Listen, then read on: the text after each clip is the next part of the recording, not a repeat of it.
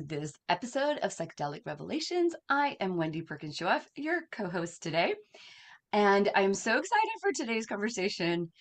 It was so hard to wait for it because this is my absolute favorite topic in conversation. It's where my most of my own personal citizen science research I do is in, which is in microdosing with ADHD. But before we get started, just want to do a quick little, reminders for everyone who's here joining us in the audience that this will be a kind of podcast style interview first, where I talk with the guest, and then we'll open it up for questions. And then, reminder: this is not a place to source medicine. It's for educational and harm reduction purposes only. So anything we say is not licensed medical, professional, mental, all of the different advices it could possibly be. So please take your own health and well-being into your own hands and seek advice of the certified professionals in the area you're looking for. All right. So with that being said, the way we kind of like to start around here is by taking a couple moments to kind of just ground in for a moment, and then we'll begin the conversation. So if it's available to you, I invite you to maybe close your eyes as long as you're not driving, and put your hand on your heart. Notice where you're connecting with the earth. Maybe you're sitting down, maybe you're standing, walking, wherever you are, whatever you're doing. And just notice that the earth is beneath you, supporting you. And take a moment to breathe in. Hold it for a second, and then breathe it out. Let's do one more of those. Breathe in and out. Thank yourself for being here and showing up with curiosity. Thank Earth for being here, supporting us, and sharing the wisdom that it has to share. And thank our ancestors that have come before us and have guarded the wisdom of the plant medicines that we so much love and appreciate, especially here in Psychedelic Revelations. All right. So, with all of that being said, I want to introduce our guest today. So, I think I mentioned it, but maybe I didn't. But today we're talking about the science of microdosing, ADHD, and neurodivergence. And I've got Iva Totomanova. I hope I said that correctly. And she is a candidate at, I'm not even going to be able to say it. Can you just introduce yourself? Because I don't even know how to say the university. Sure, no problem. Yeah, my name is Eva, as Wendy said. I am a PhD candidate here at Maastricht University in the Netherlands. And I have a background in psychology and neuroscience. And currently, I'm focusing more on psychopharmacology, so how to manipulate psychological functions with pharmacological substances. And my main topic of my PhD is microdosing for ADHD. So we are preparing a clinical trial now for this that I think we'll talk about more in the podcast. So stay tuned. Yes.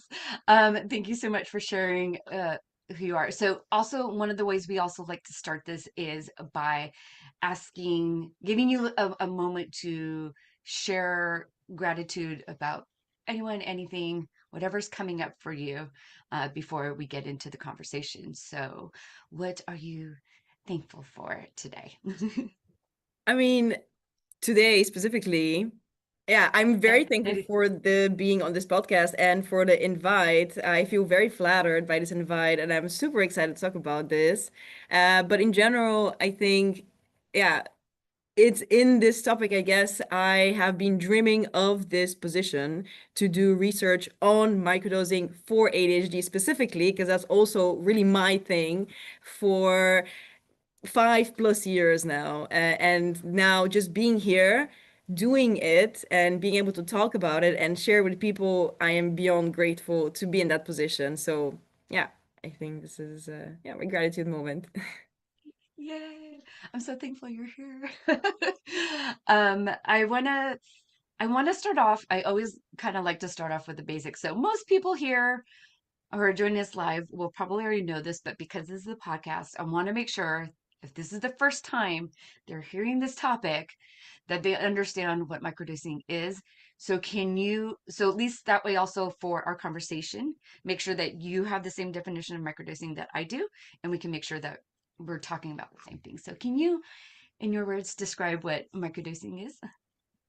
Yeah, so in a psychedelic sense, microdosing is the repeated administration of very small doses of psychedelic drugs, so things like LSD or psilocybin, mushrooms or truffles, for an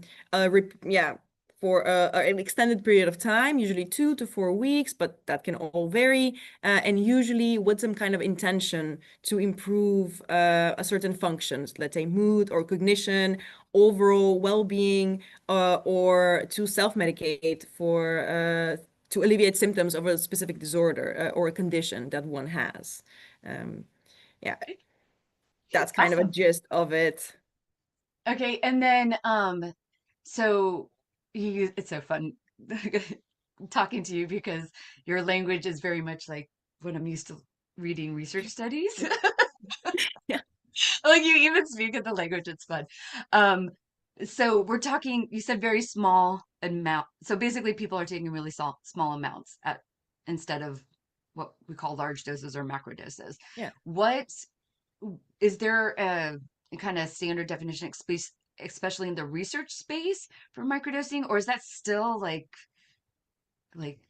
I don't Yeah, know what it is. very good question. Indeed, there is no standardized definition currently. There is no agreed upon definition of what exactly microdosing is. And indeed, very small dose necessitates a question, what is a very small dose? How small is small enough? How small is too small, right? Currently, it is defined as between 1/10 to 1/20th of a full dose. But again, what is a full dose? That really varies according to person to person, right? And then indeed, even 1/10 to 1/20th, it's a bit of a range that for scientific purposes is, yeah, quite wide still, right? Uh, so there is no agreed upon definition of microdosing, and this is actually something that I am very interested in looking into, because if we cannot define microdosing, how should we then study it, right? Yeah, we know that the practice of microdosing came before microdosing research, right? So people already were doing that. So they already kind of know or knew what doses they take or what is considered a microdosing practice, right? And then researchers started to try to standardize that and try to come up with one dose or one specific frequency of microdosing that we should all, yeah, employ in all these studies. But then I think things started to go wrong a bit. Yeah. Yeah. It's interesting about that. Even, how you said people kind of knew what they were doing and they were doing it before. So I am a part of a project called Mothers of the Mushroom. It's a survey research project, a citizen science survey research project where we send it, it's still open even. We're still always collecting data and updating our numbers as they come in. Um, the so it was over 400 people once we did the first round of publication. And I was one of the people who had the data and actually went through the data like piece, like answer by answer by answer and cataloged it. And the the thing that was really interesting, some people were saying, "Oh, I'm microdosing," and they'd be saying they were microdosing a gram. And then other people were saying they were microdosing and they were taking 100 milligrams. And those are two very, very different dosage amounts. And in my own practice as a coach, microdosing coach, and when people know about, they're like, "Oh, I tried microdosing," and they know that I do microdosing with ADHD specifically. So they have ADHD. They're like, "Oh, I tried microdosing psilocybin, and it was awful." And I was like, "Well, what strain did you use? What was the dose?" And they're like, "I don't know. I just Yeah. took what my friend did." And that's why I'm really interested in more research coming out because it it gives us at least something to be able to. I don't know. It's a hard conversation, I think, in general, because there's so much value in citizen science, but also we need some clinical data to help, marry the two. I think they both are needed. I think when you look just on the clinical, then you start getting strange results in research. Is that correct?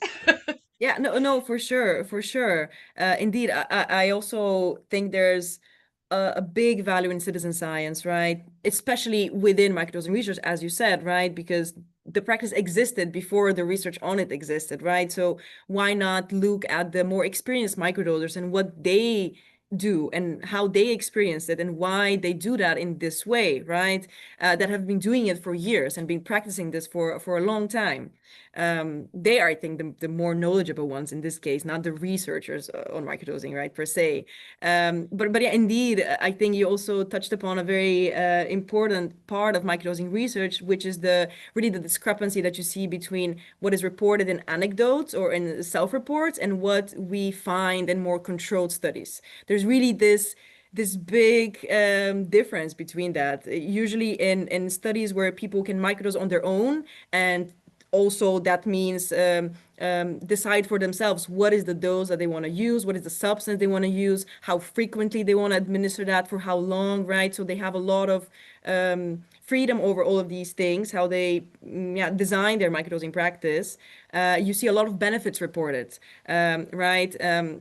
Usually that is the case. But then in control studies, you see a lot of mixed results, a lot of Mhm. no results as well. So no significant effects on certain domains.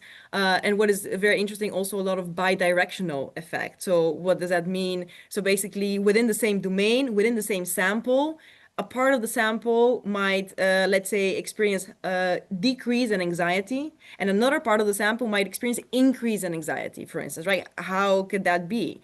And I think indeed that touches upon all of these extra pharmacological factors, as we call them, right? So these inter-individual differences, right? The individual factor here, right? The personalization of that, right? Because if you give everybody the same exact dose, well, you can expect that some of them are going to react in one way to it, others are going to react in an opposite way, and some are not going to react at all, right? Because of various different factors that even now we're still trying to figure out exactly what factor should we take into consideration. Yeah. Oh, so it kind of leads into one of the questions I had for you later, but I'll just ask now. So when you were saying the factors that you're taking into consideration. So this is the research you're doing. What, because there's so much to try to isolate, because that's the very nature of research, is to isolate as many variables as possible so you can have um, clearer answers, or to what you're testing. I maybe didn't say that well, but I think you understand what I mean. And so when we're talking about humans, there's so, like, daily life has so much like going on. My life, I guarantee, is very different than your life versus everyone who's here on the call. We all have such different lives. And how do you isolate all those factors when you're talking about microdosing, which is to help people in their life? So is that kind of what you're starting to look at? Like, where are you guys coming from with your new research that you're developing? Yeah, yeah, no, indeed. So we're also still trying to pinpoint, right? What should we look at actually? Like, what are the factors that influence that?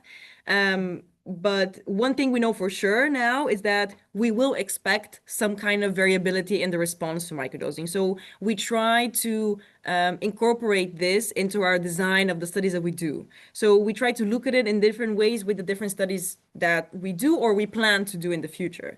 So, for instance, there's an ongoing study that it's still ongoing that we are now currently doing. It's following people who microdose on their own with psilocybin mushrooms or truffles, so natural psilocybin.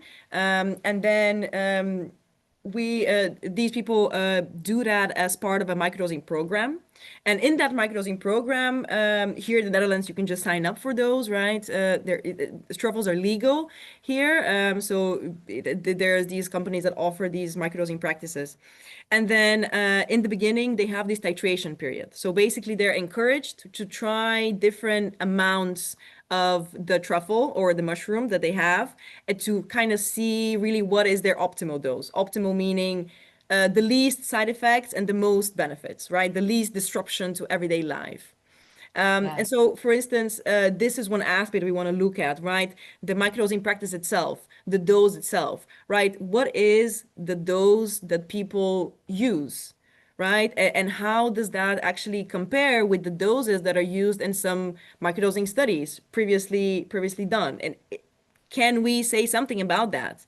And this is a preliminary, well, it's an ongoing study, so we have just preliminary results. So of course, take that with a grain of salt, right? We still have not reached the power that we need to really make conclusions, but we see some very interesting things. We actually see that if you average the chosen doses or the optimal doses, some of them are actually higher than the allowed definition, let's say, right, of the 110 between 120th. And some of them are actually also higher than the ones used in previous microdosing research. So it also begs like the question, right? And then are we actually using enough? In some studies to really see those benefits or any effects, right? Is that comparable what we're doing in research to what people are doing in real life? Right? It Hmm. seems that it's not so comparable, and maybe we should work on amending the definition that we have, right? So this is just based on the dose, Yeah. but we also acknowledge that different people microdose in different ways, as we just said, right? And we try to see whether people who have different needs.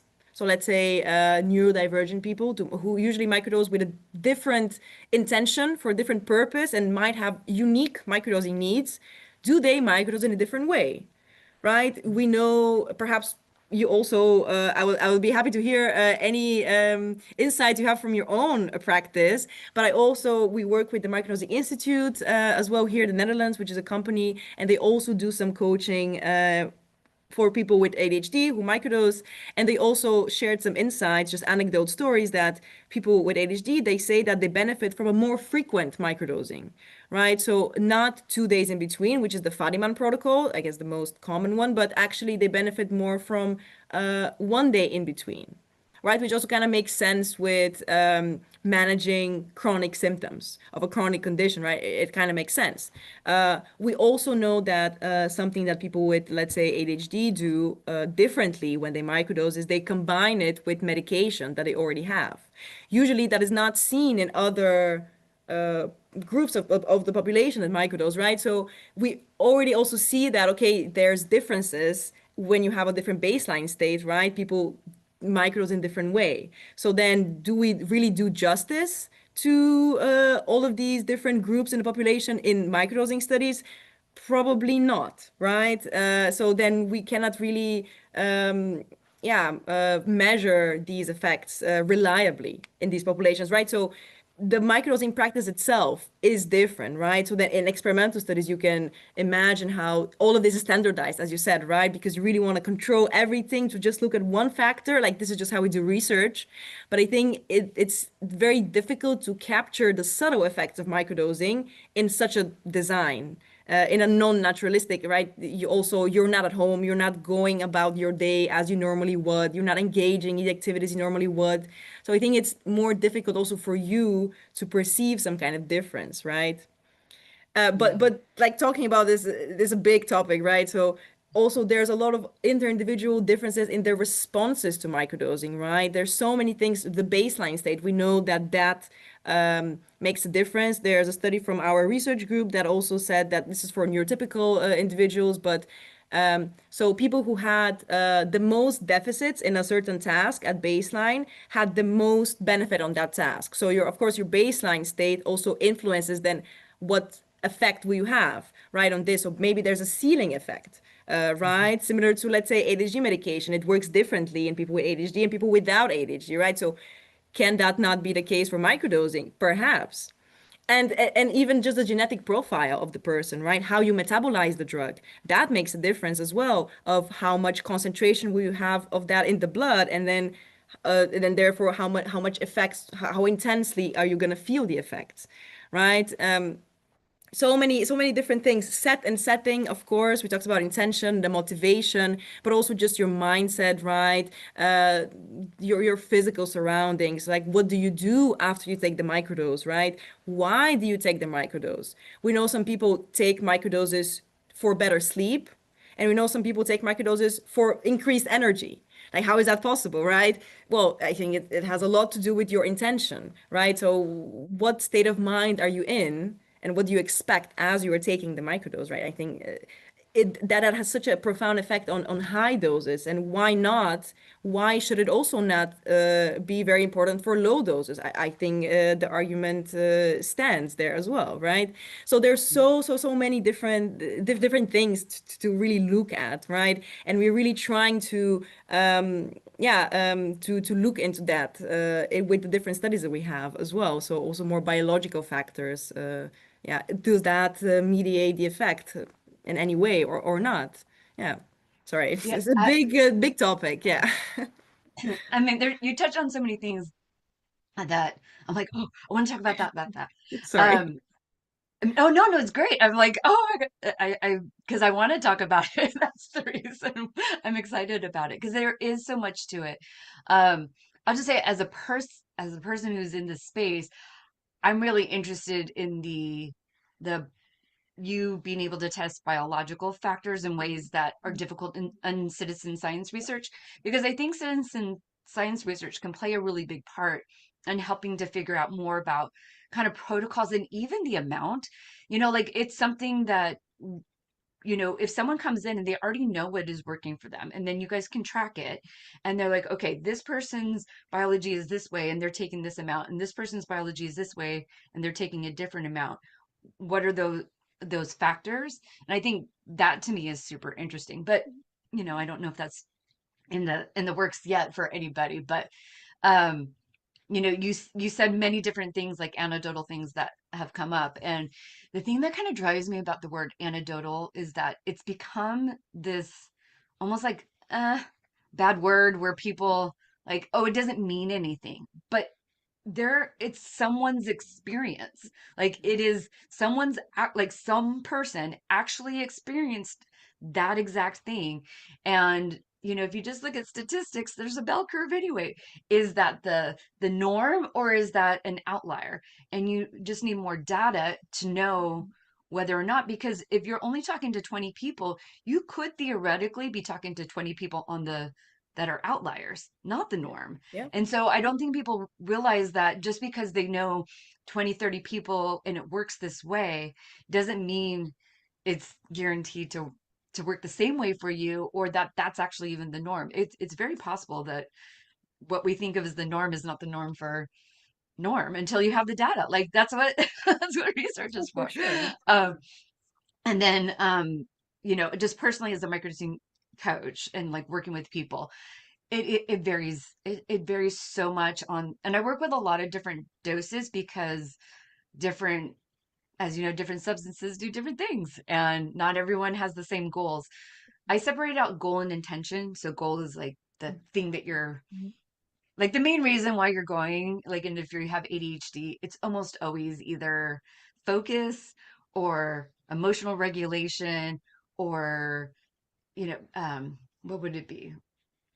uh, it's really just mostly productivity. Now, I will say the vast majority of my subset are solo entrepreneurs. They're not all. Like I've got some teachers and lawyers and so a lot of nurses, believe it or not. I have a lot of nurses that I work with because they can't go into the medical community to talk about it.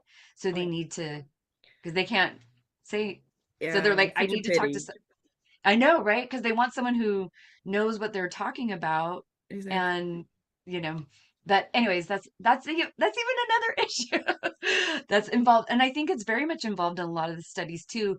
I love the fact that these studies are happening in Amsterdam, where it's legal and it's more accepted, because I personally believe that here in the United States, whenever you do any research study, even people who are like, yeah, I'm good for it, there's still some part of it like, oh, but this is wrong. And there's going to be elements to it that we can't understand. And then that leads me to the placebo effect. Once again, another bad word that is, ask any placebo research scientist and they will tell you it's a legitimate avenue of understanding the body and the way it operates. And it Absolutely. just gets wiped out in research studies. Yeah. And it's a function of the body. It's almost, to me, it's almost like we're ignoring the fact that people breathe because it's a real function, right? Yeah. That happens.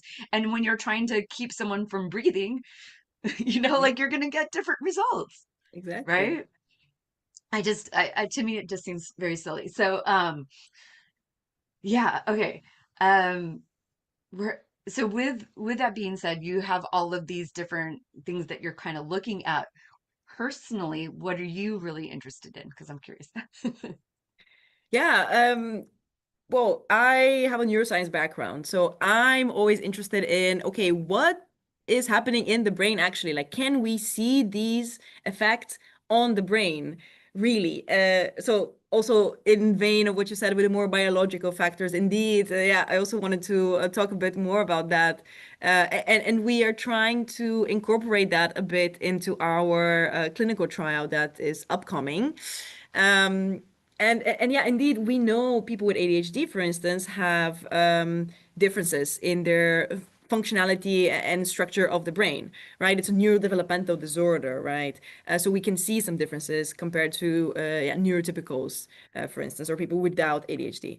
And I'm always just interested in, okay, there is this subtle effect, let's say, on behavior, but what is happening in the brain? We know microdoses, well, psychedelics in general, but also shown for microdoses, have this very potent neuroplasticity effect. And that is shown with a single dose, if I'm not mistaken. I think it was a single dose, single microdose, and then there was an increased BDNF. So this is a neurotropic factor that is involved in neuroplasticity, right? Um, for I think 2 weeks after this dose. So this is quite a lot, right? Again, there was no like behavioral yeah, correlations to this tested, right? But still, I think this is just very important for a general therapeutic response. You see that increase in BDNF, for instance, in almost all treatment responses to, let's say, SSRIs or ADHD medication. Usually, this is kind of what I don't want to say a biomarker, but it is something that happens when you have a positive therapeutic response. And then when you have some kind of deficit, so people with depression, let's say, usually you have decreased levels of BDNF or decreased neuroplasticity, right? So I think this is in general important for healing, let's say, or for a therapeutic effect.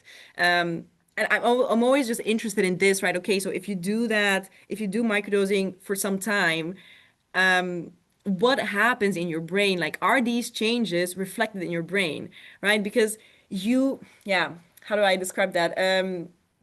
As someone who also microdoses themselves, I also there is this very subtle but powerful shift in your consciousness and in the way that you perceive the world, you perceive yourself. Again, very subtle. It just seems very natural to you, right? You are yourself, but different in a way, right? So I cannot imagine that this is not reflected in some way in your the way your brain functions.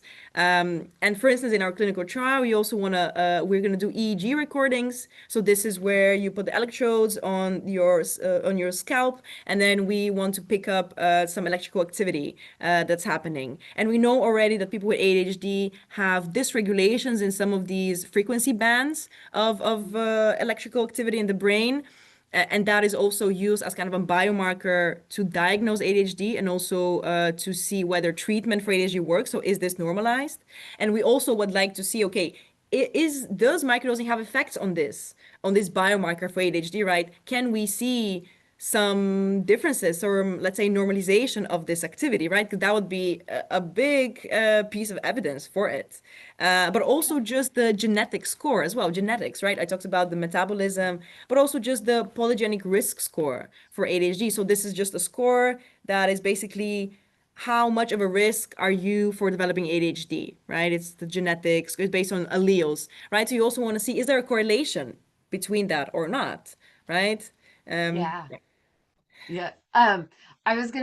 I'm sure you've seen it, but just in case you haven't, have you seen the research, the LSD research out of Harriet DeWitt's lab with Connor Murray, with the LSD? Yeah, Yeah. yeah, yeah, yeah. De Witte Yeah, has yeah, a yeah. lot. Yeah, she has a lot of nice papers out. Yeah. Yeah. So yeah, they proved that microdosing LSD has an effect on the brain. Like they have it. Like Yeah. so, um, and the when you start looking at it, it does happen. So I think it's just a matter of everyone acknowledging that it does happen and trying to figure out, okay, why are the results from the research studies off? And I think there's a phrase by Jeff Bezos. I don't remember it off the top of my head, and the friend who always says it all the time isn't here, but it is if your research and your anecdotes are don't match, your anecdotes are usually right. Mm-hmm. And it's because that's the real world experience. Like your research can say whatever it is. It just means that somewhere along the way you're trying to isolate the wrong thing, or you've set up the study wrong, because it doesn't match. And I think that's an alignment. So I'm going to give my little theory or my understanding of why I think it's such a subtle shift. So, you talked about the BDNF. It's the same thing. I mean, I know I'm probably telling you all the things that you know, but just for other people who are listening. um, the BDNF is also what increases when you exercise, for example. I'll just Mm-hmm. use that one as an example. We know that if you exercise just once really hard, yes, it's going to have an effect, but it actually doesn't have a truly lasting effect. However, if you exercise in small amounts repeatedly, you have a much better effect, even if like you do the equivalent amount of exertion, right? Between the large and the small microdoses of exercising, then you have a healthier body. And when you start looking at BDF and mitochondria and the what's the word I'm looking for? There's a virtuous cycle that they have together. When you increase BDNF, you increase the health of mitochondria. When mitochondrial health is increased, then the BDF increases, and it's this kind of little cycle. And what the research that you showed shows is that the BDNF increases, but also with the research by here at DeWitt's lab, where they do show that because of the chemistry of these different chemicals, there are different connections that are being made in different places that are normally kind of blocked by your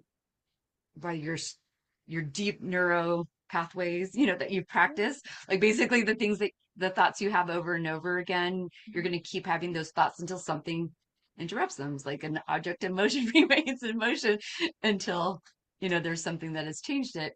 And so when you start just slowly having a slightly different thought, you're going to start changing your brain, when especially if the DNF is there to be able to enable that pathway.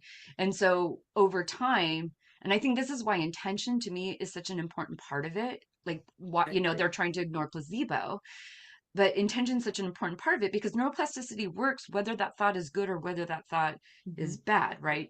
Or help. I like to say more helpful or beneficial, right? Yeah, yeah. And so if you're actively doing things that are kind of directing that neuroplasticity towards something beneficial, you're going to strengthen those neural connections. But if you bring in a substance that increases BDNF and neuroplasticity, and you're focused on something that's less beneficial, Mhm. you're gonna go in that direction. And to me it just seems so obvious. I'm like, why doesn't the research take that into consideration? Like that's the way the brain's designed to work. Whatever has your attention is going to have your focus, and it's going to create the neuroplasticity there. I mean, it's just the way it works. I don't know. Sorry, I Yeah. get really excited about this. Yeah, no, no, no. I completely agree with all the points you made. I mean, there's also some talk about, okay, is microdosing just a placebo, right? Can expectation account for all of these effects? Well, there are documented effects on the brain. So it's not just placebo. And I also agree with what you said, that all of these like extra pharmacological factors, expectations, like set and setting, all of this, I don't think necessarily they completely explain microdosing effects, but it's a synergistic relationship. Like they can enhance those a lot. And indeed, like I see microdosing, this is also more like my own theory and my own way of how I make sense of it. Like I see microdosing more as a supplement rather than a typical like medication, passive medication model, right? When you take a pill, you wait for it, and then all of a sudden you have an effect, right? It's the typical treatment model. You know, it's a supplement that exactly what you described, right? You need to work with it. Like it necessitates your active participation. Like you need to steer these effects in the right way. And a friend of mine described it in a really nice way. She said, microdosing gives you the key. It puts the key in your hand, right? But it's still up to you to go to the door, put the key in, turn it and then open the door. Like you're in the pilot seat, right? You're an actor, still with microdosing. And I think this in itself can be so healing, because you don't feel like you rely on something else to have these benefits. Like you are yourself. You're just now, all of these like mental barriers fall. You're disinhibited in this way, right? You just cannot help but be yourself. Like that's just it. You just are unapologetically yourself, which is just such a healing experience to have, right? And then get all of these like feedback from others, right? That yeah, it's all fine. Everything is okay. Like you can be that person that you want to be. For sure. You are that person right now, right? You are being that. So yeah, it's a different way of producing benefits of working, right? So I guess this is what we mean when we say microdosing works, right? So I think this is very difficult to capture in a randomized control trial. And indeed, I think you started saying also about this like anecdotes versus control trials. Like usually the anecdotes are correct, and I also completely agree with it. I mean, there was this study, the first ever clinical trial done on people with ADHD. So it's by Mueller, and also my co-supervisor as well. She was on that study as well, and I was an intern in that study. Fun fact, as well. So really a full circle moment for me. And in that study was the first ever clinical trial, right? And I was so excited about it, and it found no significant results. Right. But so then everybody was a bit disappointed. And then I was also thinking, oh, but why am I now doing the second trial? I got a lot of these questions like, why are you continuing this if there is no, we already know, right? We made this study and we saw no significant effects, so we know, right? But I completely don't agree with this. And okay, we found no significant results. However, the fact of the matter is that people still continue to microdose for their ADHD and they continue to report benefits. I'm sure they're not all lying, right? Like I'm sure there is something in there that we just are not able to capture in it with our current methods of capturing, right? And it also kind of makes sense. I mean, if you put someone in a lab, you give them this very small dose that have subtle effects, and then you repeatedly ask them, how do you feel? How do you feel? And then they will say, well, not really different. It's different. It's difficult to, I don't know if we are capturing that in the right way, right? It's different than when you go about your day as you normally would, right? And then you do all the things, and then you notice all of these subtle shifts in how you react, or how you are, right? How you carry yourself. And then just the accumulation of this, I think, also has a lasting effect afterwards, even after you stop the microdosing practice, right? And this is also something we don't know via microdosing studies. We don't know about the long-term effects. We mostly know about the acute effects or maybe subacute effects, but not really about the long-term effects of that, right? And I think that's also a miss in studies. Yeah. Yeah. Um, yeah, I agree. There's a few things. Once again, you said so many things. I'm like, that, that, that, that. I took notes as you were writing because I didn't want to miss anything. Yeah, yeah, indeed. I should be doing that. Anyway, I one of the things that you said, I'm like really engaged in the conversation. So, No, me too, me too. Yeah. the there's James Fadiman, who microdosing. Was the first person who I heard talk about the second day effect, and this is something that I started seeing very quickly when I was working with people with ADHD, and also depending on the substance. There it depends on the goal. Like you had mentioned this before, like the setting and everything. So like if your goal and your setting, and I'm just going to use these, just using those two elements, and I'm going to use the substance of LSD, and this kind of comes up frequently for the people who try it. It's actually not my favorite for ADHD. Mhm. But when it works really well for someone. But if it doesn't, it's the hardest one that I found for people to figure out the right dose. Mhm. Whereas with, say, psilocybin or mushrooms, they can find it pretty quickly and Mhm. figure out how to use it in a way that works. And it's partly because LSD, I think because it lasts so long in the body, so it can interfere with sleep and it can start creating these other downstream effects. But he had mentioned that when he was collecting his research on the microdosing, that everyone was reporting the second day effect. And I see that all the time and have incorporated that into understanding, helping people understand this is how you use these, because you it may not even be the day you're taking the microdose that feels the best, but the next day is going to be a really good day. So for, if you've got like a big day that you're worried about, the day before is the microdose day, not the day of, because then you're bringing in other situations or other factors, right? Like, because there's already going to be some nerves or some issues. And then if you're adding in something that's kind of sending different signals, your brain's Yeah. like, oh, what do we do? Okay, we're used to panicking, when things are different. And now I think to me, what's happening, it's just reinforcing people's behavior or patterns that they have um, prior to the microdose. Yeah. And because it's the whole neuroplasticity, increase. And if you're not controlling that, but there's so many things. The other thing too, because you know how like so much of this stuff is neurotypical, and we're talking about ADHD. The Yeah. one thing that I because this is my research and I know it's yours too. So like dopamine and understanding, those pathways and how there's there's a lot of misunderstanding, I think, about that ADHD is a mental illness, right? Mm. If you look at like dopamine neurons, like if you take I hate it when the words leave my brain. Ni, ni, Nigrostriatal one, the one that Yeah. for Parkinson's, the Yeah. SNC, right? You know what I was like, I know the abbreviation, the SNC one.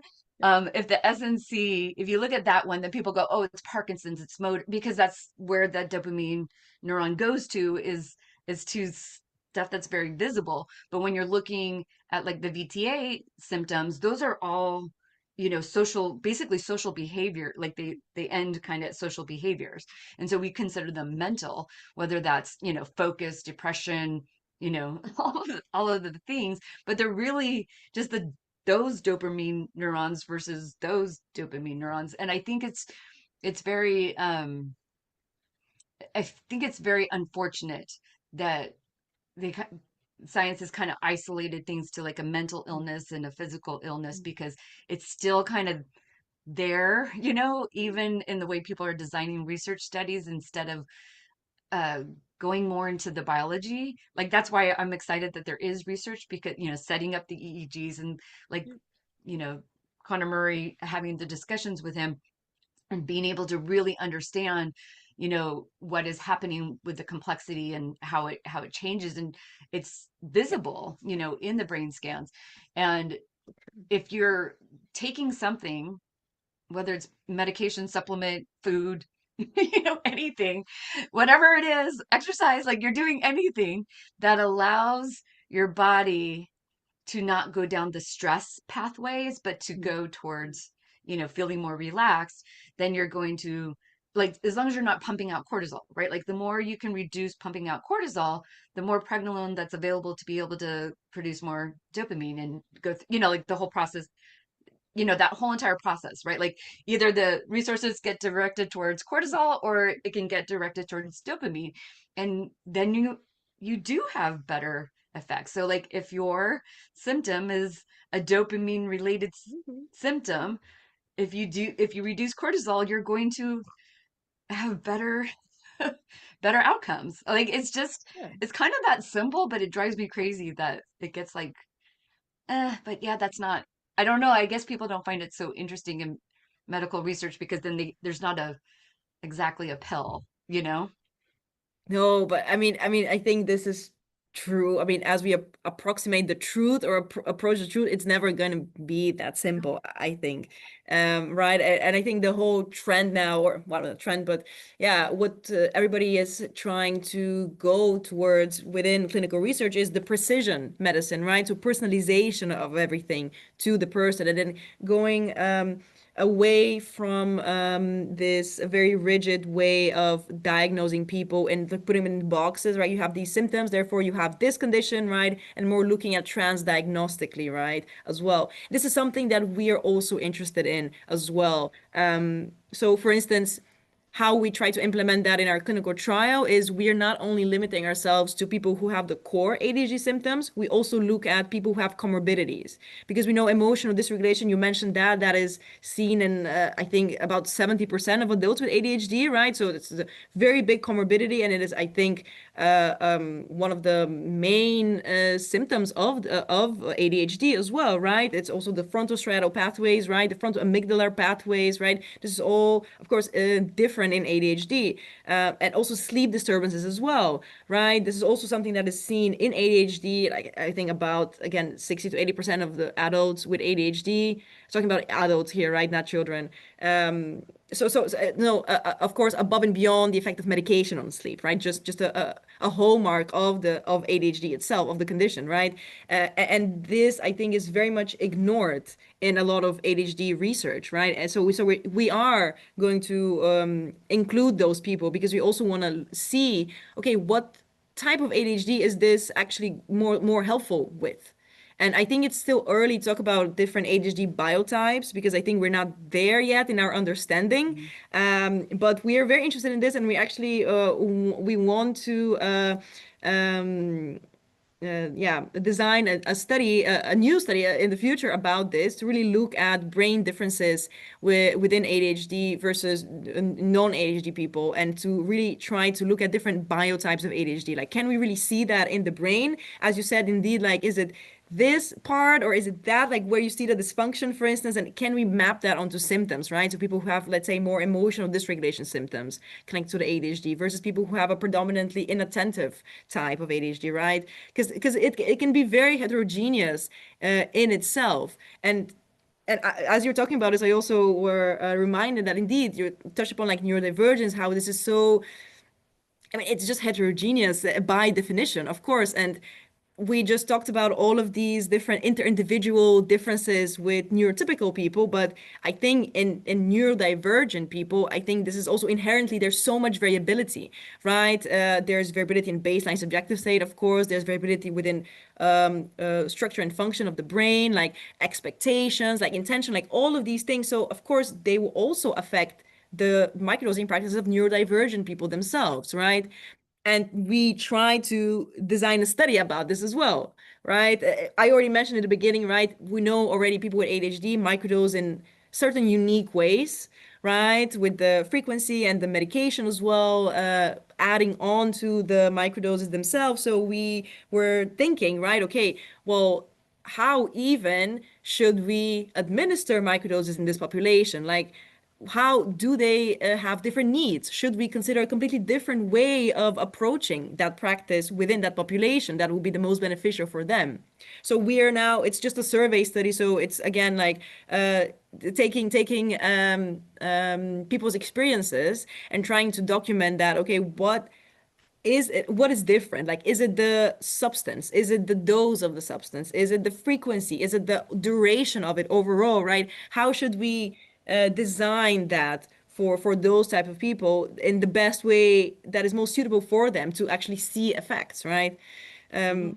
Yeah, so indeed, we're trying to answer all of these questions. So hopefully by the end of my PhD thesis, then we'll have a lot of new insights into this, specifically also in this population, right? Of yeah, Mhm. how should it look like in these people? Yeah. Yeah. Um, yeah, there's so many things that there's so many factors. And it's interesting when you're uh, talking about the emotional regulation. So remember like the VTA, like either the mesocortical or the Yeah. mesolimbic, right? So mesocortical, those are the ADHD function or characteristics that most people are familiar with, the lack of focus, the lack of Yeah. planning, bad time management, Yeah. but like that executive function but it's still dopamine also travels down the Yeah. mesolimbic, which is the emotional regulation piece of it. And once again, like if someone's having a dopamine issue, then they might be having dopamine going more mesolimbic or more Yeah. Yeah. mesocortical, but it's still the same underlying Yeah.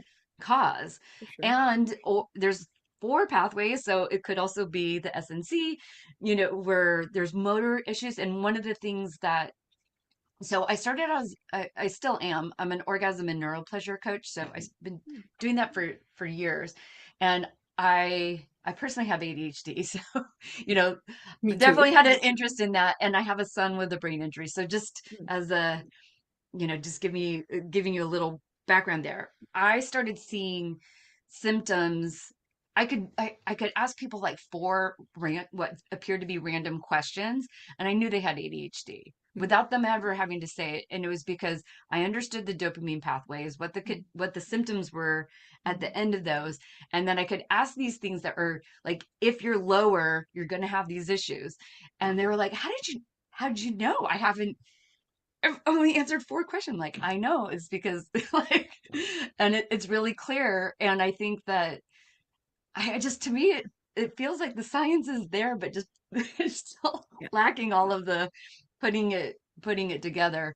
Yeah. But yeah, and different substances do different things. And once you start making different connections in your brain, like if you open up a new pathway that just wasn't accessible, before, I mean, not that it was physically blocked, but Yeah. you know, like the the ruminating, right? Like the thinking, Mhm. like Mhm. replaying an experience with someone, you have a minor conversation with someone and then you repeat it over in your brain about all the different ways you could have said things differently.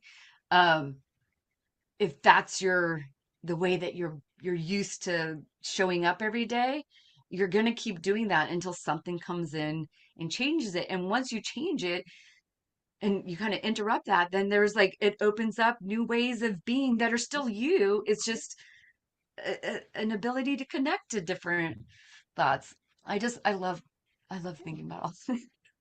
Yeah, no, no, exactly. I think that also echoes how, yeah, indeed, what I said about also my personal experience with that. Indeed, like this is also how I describe it to people who would like to maybe try. Like, it's just, you just feel like you have a very good day. Like, you're still yourself. You don't feel like you're on something. You don't feel like you're changed in any way. But like, you're just having a really good day. You wake up and everything is just right for some reason. You have those days, and then you can be really the person you want to be. So as you said, indeed, like it opens up this possibility, like you get away from these rigid thought patterns or behavioral patterns. Like it's really easy for you to first of all realize that you have these rigid thought patterns, and also to really step away from them, and then really, yeah, indeed, it's all these possibilities of who do I want to be, right? Which person what I like to be. And still, it's still me, right? It's just all Yeah. of these like, how would I like to carry myself?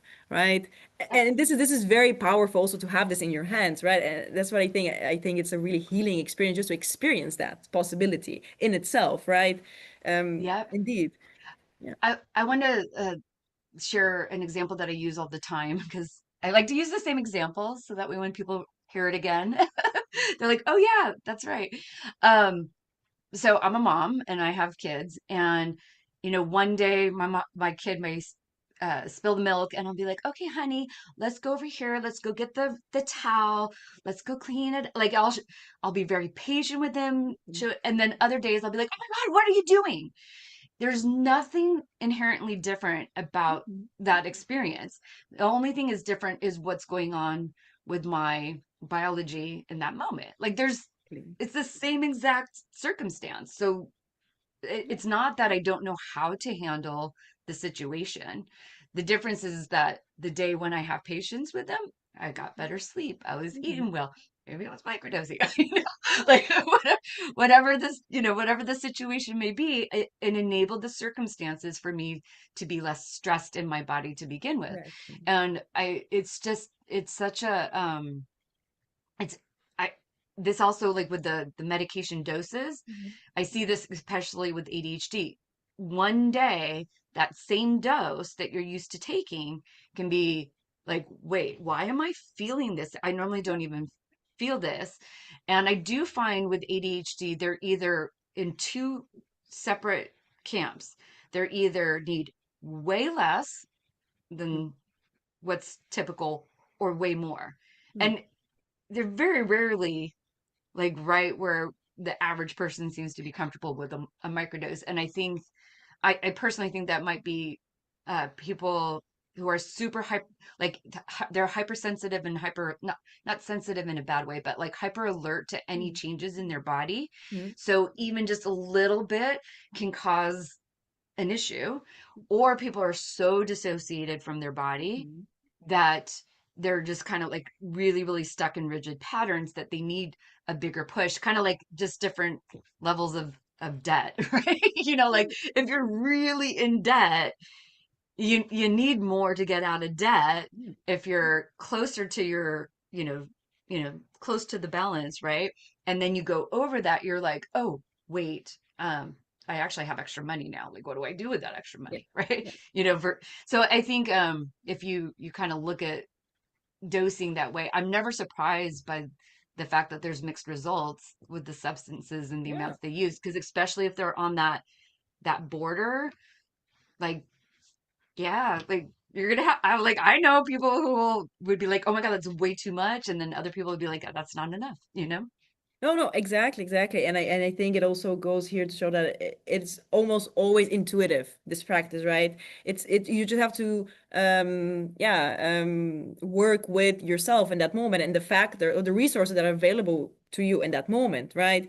And I think I also always say that when I talk about neurodivergence, right? As to when people ask me, okay, what that is, right? I just say, well, you just need different resources to be at your optimal level, right? It's not that there's something inherently wrong with you. It's just because I also have ADHD as well. Yeah. So, it's just like, okay, I need different things to work at my best, right? It's just like, what resources do I have today? And I feel like microdosing just really like evens out the playing field in this way. Like it gives me a lot of these resources that I need to just be at my optimal level. And then, of course, it's up to me to use that in the right way, to channel this energy, right? In the way that I would like to for today, for that day, right? But yeah, I just have different needs. And then I think microdosing really helps me to get to that level, right, that I need to be. Yeah. Yeah. Oh, I mean, I love it. So I'm looking at the time and I want to open it up to the audience to see if they have any questions sure, of course. because I know I could talk to you like Hmm. for a very long time. So if anyone does have a question that you want to come up here, feel free to either unmic and then either you can come off camera, stay on camera, or whichever you prefer, or you can drop in the chat. But otherwise, I will keep going with with the Yeah, conversation. sure. Okay. All right. Just know it's open now. So anybody who's here, if you want to jump in at any point in time, just just come on up, okay? Um, so let me make sure we handled all of the uh, I think we handled all of the original questions. So I kind of just glanced through. Okay, so um, you said you have some preliminary research, right? So what's kind of showing up there that is very exciting for you? I mean, I talked a little bit. I guess you were. I have a lot of projects currently, so so yeah. I think you are referring to the microdosing study that I referred to, right? That people Yeah. microdose on their own, and we just follow them and see their titration. And indeed, I think this is the striking result, I guess, or the most interesting result that we have until now, right? That people actually micro take doses that don't really fit into our current research definition of a microdose, right? So that really puts into question a lot of the previous research that is in, like, are we actually doing it correctly? Are we testing the right doses? That is what people are doing actually when they say I am microdosing, or are we testing something else? And then those results that we get are those just very, does that apply to the practice of microdosing as people, define the practice of microdosing as they understand it, right? And we see that there might be some discrepancy in there, right? So that I think also goes to show that we really need to start with the community, the microdosing community, and then design our studies based on their experiences. And we also see, for instance, that the subjective effects that people report, they also vary between doses. So what we did in the study is we made different levels of microdoses. So we have the low microdoses, medium microdoses, and high microdoses. And we wanted to, compare the subjective effects that people report based on across these different amounts of microdoses. And we see indeed that different microdose amounts have different effects, right? So it doesn't necessarily mean that higher is better or is worse or better, right? Because people usually say, oh, it has to be like really sub-perceptual. You should not even feel it at all. But this is not what we see. People actually report when we ask them, okay, why did you choose that dose? They say, well, because I have effects, positive effects of it. So they actually choose it because they feel different, right? So it's Mhm. not, I don't think we're thinking about it in the right way as when we say, oh, you shouldn't feel anything. Well, that's not true. Like, people do it to feel differently, right? Just like you drink coffee to feel differently, right? Of course. So this is also what we see that people report, right? And different amounts can be used then for different things, right? So for instance, if I am correct, I have this in front of me. So like higher microdose amounts also have resulted in higher levels of creativity and feeling close to others, right? Not necessarily something bad, right? And lower microdose amounts resulted in lower ratings of anxiety, right? So different purposes, right? Also what we were talking about, right? That it's really like intuitive, like what do you need that day specifically, right? Indeed, and we also wanted to look at the adverse effects, and we wanted to see, okay, are there more adverse effects reported in the higher microdose amounts? And we do see a trend for this, but there's no significant difference between the different amounts in terms of adverse effects or unwanted effects reported, right? So indeed, it's just really like this. I think in future microdosing research, we really need to take this in consideration and try to think about titration of the dose to the person, or really like optimizing it to the person, tailoring it instead of Mhm. just giving like one dose to everybody, right? Yeah. Yes. I want to jump in because this is the Mothers of the Mushroom research. So what really, okay, there's a couple things that really stood out that we talk about. Number one, because it's here in the most of the people were here in the US, it was open to the world to give their experience, right? So it's not limited to only mothers in the US. But there was a consistent uh, stigma. Like that was like one of the biggest issues.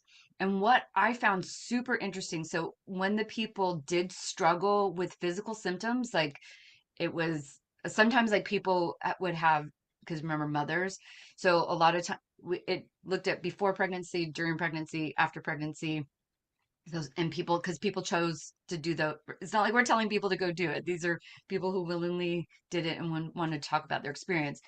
Um, we saw that I found this super interesting that usually when people struggled, I could see a correlation with some of those higher doses, and they were struggling. Like if it was a physical symptom, they definitely were, they almost always were on a higher Mm, amount, but not necessarily because once again, if you got someone who's super sensitive, mhm. taking 200 milligrams might sound normal to someone else, but that could be like a mini journey experience. Yeah. And if you're, the setting was also really important. So some people Mhm. chose to ingest mushrooms on days when they would be with their kids, and other times people not, because some people just don't have childcare, right? And so, and they need help, and they turn to microdosing because it was available to them, and you know, because medical access is also still a big issue Yeah. for a lot of people.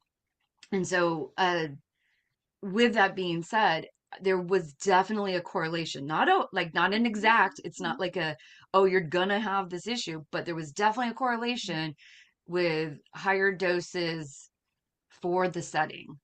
Yep. And that, and I really mean that for the setting. When the higher doses allowed, were taking in a setting that allowed that experience, they were Mhm. super beneficial. And kind of like it all depends. Like if you're going to be taking a larger microdose that you can feel and you're like, ooh, I feel good. And you start noticing sensations in your body and the colors are brighter and the music sound like you can feel it in your bones and you're in a social setting with your friends, that makes sense. But if you're taking that same dose that creates that same experience and you're having to sit still quietly, and focus, that may not be the right dose, Exactly. right? Like it Yeah. doesn't mean that one's wrong or the other. It's just it doesn't match the setting. And I think it's just like when it comes to some, like we have to start with goal. Like what's your goal first? What's your setting? Yep. Like goal set, setting, intention, and then we can figure out what the dose is. Like we can't even start, like we can't even figure out the substance yet because different Yeah. substances do different things. So um yeah, I like that's once again hence why I see these. And then another thing that you had said too when we were, what we've talked about, how a lot of times the research shows a lot of increased anxiety, and kind of with this is that if you're, if you think about like psychedelics as going, taking a Mhm. an airplane trip, when you're Mhm. taxiing on the runway, you're definitely going faster than when you're, walking, right? Like you're definitely moving, but you're still you're on the ground, you're stable. But and then if you take a large dose, you're up in the air, you get there, depending on the dose and the substance, you can get there super quick. But if you take enough where you're trying to lift off, but you don't have enough to get to air, to Mhm. a cruising altitude, that's gonna just be very uncomfortable. Like there's just that's the way they work, the substances. No, no, for sure, for sure. I think I also give this advice, especially I think for psilocybin, it's very prominent, right? Like, so I never advise to get a mid dose because I think there's a big chance you're stuck in this like mid phase where you just have a lot of physiological arousal that you don't know what to do with and you cannot really resolve because you're not going more up. So it's just stuck in this anxious feeling, right? Yeah, your brain can mistake that for anxiety, right? It's just a lot of physiological arousal, a lot of energy that you don't know what to do with. Yeah, indeed. And I think the research also kind of echoes that indeed. So I think the most commonly reported unwanted effect in microdosing studies is the unexpected experience. So the mini trip, right? So and indeed, I think unexpected is here really a key word, right? So you are not ready for, you're not anticipating that you're going to have an experience, right? So of course this is going to take you off guard. And then I think indeed the setting here is very important. So if I am going to do a presentation today on my microdosing day, yeah, I will not take a higher dose. I might take even a lower dose, right? I might even not take a microdose that day, for instance, depends on my anxiety levels in general.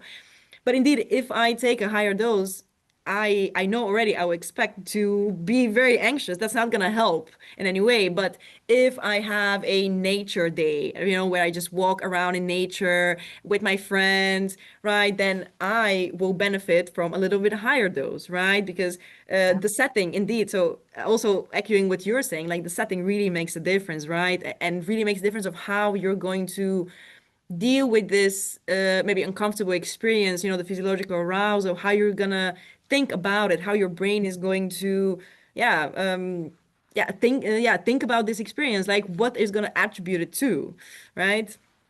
So yeah, I think Yeah. it really makes a difference, and indeed the intention and the goal and what do you need today, right? Really, the intuition of that is very important with this microdosing practice for sure. I I agree.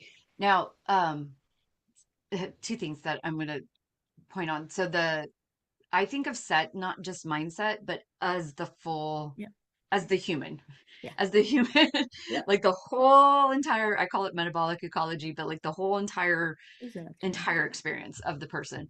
Because if someone, you know how there's a lot of energy like moving through your body. If someone's got a really great embodiment practice, like they're used to moving their body, they know how to have uncomfortable sensations in their body and move them through, and that is like second nature to them, they could probably take any level of dose and Yeah, it's not going to have an adverse effect because they know how to like move the energy through. But if you've got someone who's like, you know, maybe forced to stay work in a cubicle mm, that mm, has been relying on ADHD medicine to like help them focus and hasn't developed any of the skills to like really embody a different way of being, because that's all anyone's ever doing anyway. You're just exactly. creating new connections in your brain and practicing different pathways, right? Yeah. So if they don't have that,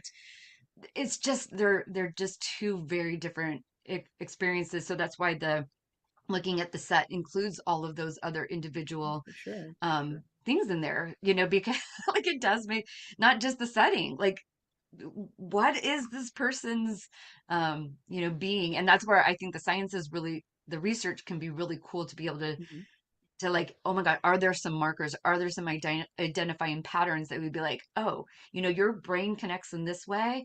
This would be a really good medication for you. And I think, Yeah. um, or substance for you to work with to enable different ways of changing that connectivity in your brain, you know? Yeah, no, no, But indeed. I mean, this is also we talked about like personalized medicine, right? We're yeah, far away from this, I think, still. Also just in our understanding of how this all works, yeah, right? In general, but we're all kind of trying to approximate this, indeed. And I think this is also our goal, right? It's not, it's just to say, okay, based on all of these factors that we now are seeing, I think the best treatment option for you will be this, based on your biotype of ADHD, let's say, or based on just who you are, based on your genetics, based on how your brain, your mind operates, right? This still sounds very science fiction, but indeed, like it's okay. So we think this medication or treatment option is going to work the best for you. And I yeah, think, I mean, in when you look at the SSRIs, let's say, for depression, it's just such a burden on the patient to try to figure out what is the one that works for them because it takes such a long time and then it's very discouraging as well, right? So if we can fast track that, that would be great. And I think that also touches upon another topic that I think sometimes it's very misunderstood in psychedelic research that, all people, there's this camp of people that is like, oh, well, we only need psychedelics or microdoses. Like, we don't need anything else. Cancel all other medication. We don't need it. It's just bad. We only need this and then it'll be fine, which is completely fundamentally not true. I mean, we know medication that exists works for people. It is safe and effective, but it just doesn't work for everybody and not in all conditions, right? So indeed, what we want is just to make the array of possibilities of treatments wider, and then we can treat people with the best option for them that is tailored, to their brain and into how their body works, right? And not just like try to fit them in this box, right, of a treatment, right, and make it work. And I think this might be doing more harm than good. And yeah, so it is indeed, as you said, right, trying to widen this yeah, array of Yeah, tools. I got this interesting kind of analogy pop into my head when we were talking about this. It's kind of so as a mom, there's a lot of advice for all kinds of different things. And the truth is like for thousands of years, mothers have been passing on information about, well, try this, try that, or it's not even just try, but like, oh, this works under these circumstances. So I feel like sometimes with our modern diagnoses, okay, ADHD, crying baby. Like that's what they've just narrowed it down to crying baby. Like they don't really have any clue as to why the baby is crying. And so one baby may need to be held and one might need to be burped. One might need to be changed. One might need to be fed. And they still just keep going, well, no, it's a crying baby. Just hold, and they're just trying to like give one kind of Yeah. solution to it. And it's like, Mhm. no, there's like many things going on underneath there. um because even I'm not anti-medicine, like just as I think you can tell, like I love like research and science, so like Of I'm not course. anti-medicine, I'm not anti any of it, but one of the things that I have always found very frustrating is that a lot of times I feel like medicine just hides what the issue is. Like Yeah. it's a Yeah. great band-aid. Like, Yeah. and thank God the band-aids are there, but they're still not For fixing sure. what's underneath. Like if your dopamine's low and you're taking a medication to increase dopamine, you're not fixing why your dopamine was low in the Yeah. first place. And I think the struggle is that because so much of it is actually behavioral, Yeah. that changes the dope, like in my experience, especially with ADHD and like Yeah. all the work and Yeah. who I work with. um it is so much about managing Yeah. all Yeah. those other little factors, and that is not Yeah. quite as efficient as giving someone a pill. But but thank God those pills are there for the people that need them and don't have the resources to be able Yeah. to do all of the changes underneath Yeah. to fix the dopamine deficiency. Yeah, Or but no, assist it. I totally Yeah. agree with that. I mean, I think I also touched upon it when I was talking about like the passive treatment model, right? When you just give a pill, you wait for the effect, and then all of a sudden you have an effect and it's fixed, you know? Yeah. But you're just like masking the symptoms, right? You're just dealing with the symptoms. You're not really dealing with what is there, right? And I think really, as I said, so microdosing really has this like supplement effect that you work with the substance and it can really, because of all this neuroplasticity, right? This rigid thought patterns that you can very easily like kind of observe yourself, from a third person perspective, and then kind of like just observe what's in your brain, look around it, Uh, this is just so healing because you also fundamentally realize that there's nothing wrong with you that you cannot undo or unfix, or it's just like, it's not hopeless, right? No, you're just Yeah. still you, and you can be the person that you want to be and whatever that means for you, right?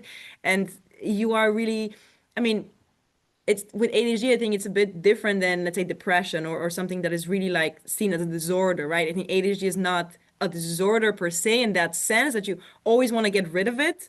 There are certain moments or in certain contexts where it can be seen as a strength. It is a strength in certain contexts, of course, right? So you don't necessarily always want to get rid of it. It's just learning like how to work with it and how to live with that. And just I think a lot of this also comes with accepting it, Mhm. right? And then just realizing that there's nothing fundamentally wrong with you at all, right? You just Yeah. needed these different things to be at your optimal level, and just you were not getting those until now, right? Indeed. And also, as you were saying, that like all of like this whole treatment protocol is both a science and an art. So you really need to, I think it's intuitive, right? Especially when it comes to like mental health treatment, right? It's intuitive. Like you really need to work with the person themselves and in who they are and what they want and what do they need, right? Not just on a biological system level. Of course, that plays a role, obviously. But yeah, I mean, it's equally an art as well. Yeah, Yeah. indeed. I know. Um, It was interesting because you said about depression. I have a different view on depression, but I Mm. think um, so. Depression, if you just kind of look at, I'm obsessed with mitochondria. So just Oh, as a little mm-hmm. background, right? So if you kind of look at like what mitochondria does, it's energy, right? So depression is actually a lack of energy. And if you start thinking about if you come from the concept that your body's not broken, your body's doing exactly as it's supposed to do with the circumstances at hand, Exactly. what is depression telling you? Depression is telling you that you need to slow down and conserve resources because something's going Mm. on and we're not able to have enough energy production for you to be moving around and doing the things that's going to like you're just going to go more into a debt. And it's so even being depressed is not broken. ADHD, like none of these are broken. It's For sure. literally your body is doing exactly what it's supposed to do with the circumstances at Exactly. hand. And so, but it's such a different narrative, I think, than than people are kind of used to. Like I still catch myself. I still sometimes want to fix something like Mm-hmm. about me. And then I'm like, oh wait, no, no, no. Okay, what's actually happening right now? Whether it's, procrastination or whatever it is, I go, oh, wait, why am I procrastinating right now? Like, there's a reason. I'm Yeah. not just procrastinating. I do Exactly. think microdosing really helped with that because, like, what you were Yeah. saying, like, I agree 100% what you're saying about how it kind of allows you to stop and kind of view the way you're thinking. Mm-hmm. Even like sometimes as you're thinking it, you're like, oh wait, why am I thinking this right now? Yeah. Whereas before you'd just be thinking it like Yeah. it was like a fast track, like there was blinders on it, and microdosing kind of because it's we know it alters brain patterns, so like Yeah. it For it's sure. changing that brain pattern. um, okay, Yeah. I'm looking at the time, so I know we're getting close, and I still want to remind everybody you can come up and ask a question if you want to right now or drop something in the chat. Um, is there anything that we did not touch on that you would like to touch on, or anything else you want to double click on that we did? Yeah, I think we went through a lot of different topics, which I really appreciated. And I think we can all already see that it's all kind of interconnected with each other, of course, right? It all plays a role in that. Um, and perhaps maybe something that we didn't talk about. You mentioned, I was reminded of as you were talking about mothers and women, right? And I think this is something that I also didn't put in the questions, but it's just something that we are thinking about as a research group, and we're really interested to go in and explore in the future is specifically women's mental health and psychedelics and how there's a some interaction with that. So we're starting to look at female hormones, so female sex hormones, and how this can influence your psychedelic response. And this is not very well researched and also very complicated topic. Of course, it's super complex when you start talking about hormones. Mhm. Everything is interconnected and it's very difficult to really describe it well. But we're now starting to write a paper on that. And indeed, you can see that it changes the way your serotonin 2A receptors, for instance, function in the different parts of your menstrual cycle, as right, like if you have different Right. levels of the hormones, and also just affects how the drug is also metabolized in itself. It's just how it moves through your body, how it connects, what are the effects that it has, right? It's so cool, I think. And yeah, as you were mentioning, like women and mothers, I was just being reminded of this that I'm just so interested in this specific also topic, and I think it's super cool. So this is something that we want to like go into in the future. I don't know if you have any thoughts about it. I see you nodding very vigorously, so perhaps you have something to share. I'll be super grateful. I mean, I have a lot of thoughts on it. Um, it's another just little thing about dopamine that I know like the fourth pathway is towards the pituitary gland, which is the Yep, HPA axis, which basically controls all of your hormones. exactly. So I know, right? Like once you start really putting things together, you're like, whoa, it's just a matter of it's all tied to cortisol. And what and it sounds so simple, but I realize it's not easy, but it is fairly simple. And one of the things that I find very interesting too, this came from coaching. Remember, I said I've been coaching for a while on the orgasm and neuropleasure side. And I started seeing these patterns with clients, and it's because I had my own internal kind of like milestones, or uh, markers, for time. I personally was developing my own new moon and full moon rituals. Like it was just on something I was doing on the side, like for fun. And I started noticing like, oh wait, they said the same thing last year when I just did the new moon ritual. Cause like I did the new moon ritual, have a conversation with the client, and then, other conversations happen, did the new moon ritual, oh wait, they said the same thing last time I did the new moon, right? And so I started kind of tracking things. And so this is tied to the hormone thing because you'll understand this. And one of the things, and then I was like, there's got to be some connection here. And then I found some really cool research into sleep and cortisol levels. And there's an increase in cortisol at the full moon for all mammals. It's not just humans, Ooh. we're a mammal. Um, and then an increase in melatonin in the new moon.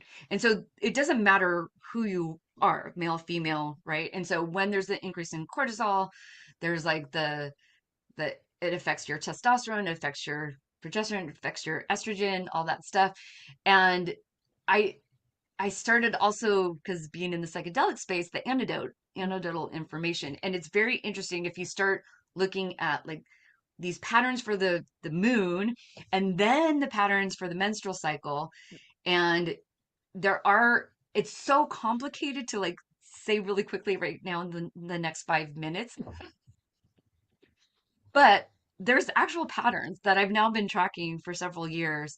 And I keep collecting data. I'm in a lot of groups to try to, basically collecting data. It's like, because I'm not doing like a formal research. It's just me trying to see, patterns here. And it's absolutely does have an effect. Yeah, And I mean, it's because it's biology, like chemistry's real, of course, of like course, yeah. it. So if your body's increasing cortisol and then you know, you add a substance in one way or the other, it's going to change it. If your body is already changing the the estrogen levels in your body, every single organ has estrogen receptors, you're going to change the experience. So yeah, it's 100% there. I'm very interested in that research too. Yeah, yeah, yeah. Well, stay tuned. Yeah, this is coming, but then I Yeah. mean later in the future, this is something that we want to go into, like a different research avenue that we want to go into. Yeah. But yeah, no, indeed, that also for us also started via anecdotal reports, right? Of just people reporting that so people that, for instance, usually don't get their period, let's say, so this is just how their body works. After a psychedelic experience, suddenly they have their period, and they were also Hmm. very confused about it. Actually, they talked with us about that, and we were also like, okay, this is very interesting, right? And Hmm. you also see these effects on premenstrual dysphoric disorder as well. You have with psychedelics, you have this effect on that as well. So indeed, of course, but as you said, I mean, it also makes sense, right? If you think about it, that of course hormones will be involved in this. Obviously, it's such a holistic treatment, right? Microdosing, you just, or psychedelics in general, just affect so much of your being, Yep. right? That it makes total sense that hormones would also be involved in that and will, yeah, well, yeah, augment this experience in a certain way. It will work with it. Like, there will be some interaction for sure. Yeah. So yeah, I'm Yeah. also very Yeah. curious to see what's gonna come out of this. Yeah. I know. I know sometimes like I know the data I've collected, but I'm like, these are the patterns. And I always tell people, I'm like, I'm just want to let you know, my subset is ADHD, mostly women, like it's mostly ADHD, mostly women in perimenopause. So Yeah. like take that with a grain of salt. Like this is the data that I have for this subset. I don't know if it translates anywhere else, but I know that there are patterns within this subset of people, right? Um, but yeah, and I'm interested in it because I'm a woman, Yeah. got ADHD, going No, through listen. perimenopause. So there you go. Like, No, it's interesting to me. no, but Uh, this is completely the same. I mean, my research team is mostly women.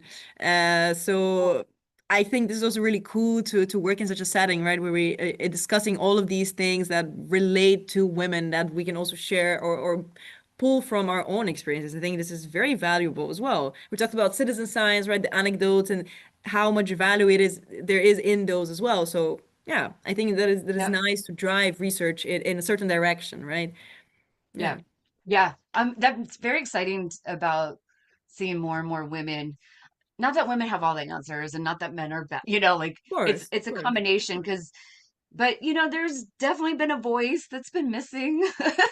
Yeah, And we think about things just differently, and every person thinks about things differently anyway. Like of we're course. all always in an experiment of n equals what, like regardless of whatever the research is, Of like course. there's still always, and especially with, I will say, like with the ADHD and neurodivergent, um as well. I started seeing this in the sex education Mhm. kind of world, and especially about like libido and pleasure, like Mhm. understanding that it's such a subjective experience, an individual experience, that data is great to give you a general Mhm. idea, but at the end of the day, like you got to figure this out for Yeah. yourself and find the people that can help you, and hopefully, to me, I like the data because it helps guide us, in different directions, start seeing, like, oh, but with the antidotes not matching the Yeah. research, I really believe that's just research study design, like not being able I to agree. capture, Yeah. yeah, because there's Yeah. there's no way, thousands of years. No, no, exactly, exactly. No, for sure. I think I agree 100%. I think indeed that it's such a personal experience, microdosing, right? Or similar to like Yeah. libido or sexual satisfaction, right? Or arousal. Of course, it's such a personal experience that you cannot generalize it.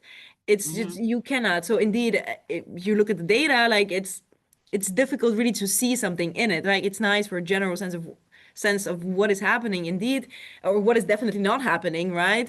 But indeed, I think this is also a fundamental challenge is how we study microdosing. It's so difficult because it is so individual, right? So how do you really measure the benefits or the harms, right, relatively, Yeah. in an objective way that does it justice, right? I think we still Yeah. have not figured that out. Yeah. Yeah, I agree. One last thing, just, and because of the time too. When you said and the harms, that's one of the reasons I like microdosing, because in general, you know, if someone just might be having an uncomfortable day, Yeah. and right, but they're not doing really lasting harm, Mhm. versus some of, like, maybe the large doses, it can actually, and I'm not anti-large doses, right? Like I think there's a time and a place, but I think the research is still there, and unless you've got someone who's got a lot of wisdom, you may or may not end up with a difficult situation with the Yeah. macrodose. Like plenty of people have been taking mushrooms with no guidance for millennia, and not a problem, but there are problems, Yeah. but you just don't have those same kind of harm, like levels of harm in the Yeah, for microdosing. sure. Oh, Yeah. definitely. I mean, I think in general, psychedelics are very safe relative Mhm. to all different kinds of other substances, right? Also with their non-addicting nature and everything. And maybe harms was not the right way, indeed, what the right word for this, but indeed, just like, of course, you get sometimes some unwanted effects or unexpected effects that you're just not ready for, right? We talked about like the Yeah. anxiety, for instance, or this like Yeah. mini trip experience, right? That yeah, indeed. Yeah. There's some things to take into consideration, right, of how you Yeah. do that and you plan your experience. Yeah. Yeah, exactly. This has been such a great conversation. I am so glad you came on to talk and with us, and so excited about your research, and definitely, let us know when it's all ready for us to For sure. do. And any last kind of closing thoughts, and how do people find you or the research? Yeah, well, first of all, thank you so much for having me. I had a great time and it was such a lovely discussion. So yeah, thank you so much for inviting me again.